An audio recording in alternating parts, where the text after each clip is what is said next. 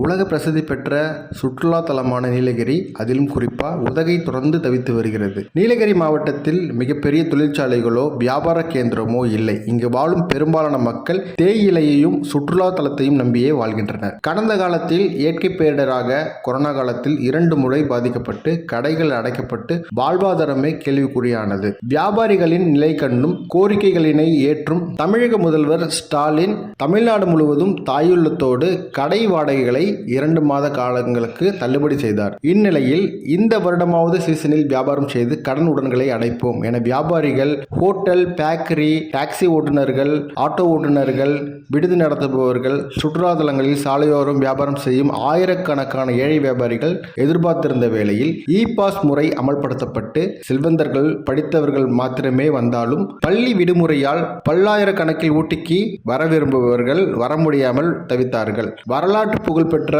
ஊட்டி மலர் காட்சி கூட்டமே இல்லாமல் வெறிச்சோடி வியாபாரிகள் கடுமையாக பாதிக்கப்பட்டார்கள். தற்போது ஆரஞ்சு அலர்ட் மூலமாக 3 நாட்களுக்கு சுற்றுலா பயணிகள் நீலகிரிக்கு வராதீங்க அப்படின்னு மாவட்ட ஆட்சியர் அவர்கள் அறிக்கை விட்டிருப்பது சுற்றுலாவையே நம்பி வாழக்கூடிய வியாபாரிகள் மனம் நோக செய்துள்ளது. ஊட்டினா மழை தான், குளிர் தான், அது ஆனந்தத்தோடு அனுபவிக்க தான் உலகின் பல பகுதிகளிலிருந்து மக்கள் இங்கே வருகிறார்கள். அதனை மாவட்ட ஆட்சியர் அவர்கள் சுற்றுலா பயணிகள் இங்க வராதீங்க அப்படின்னு சொல்லி விளம்பரப்படுத்தியது மிக மிக வேதனைக்குரியது. சரி, இன்று ரெட் அலர்ட், மழை கொட்டும் என அறிக்கை விட்டாங்க. ஆனா இங்க ஊட்டி இப்போ வெயில் கொளுத்துகிறது.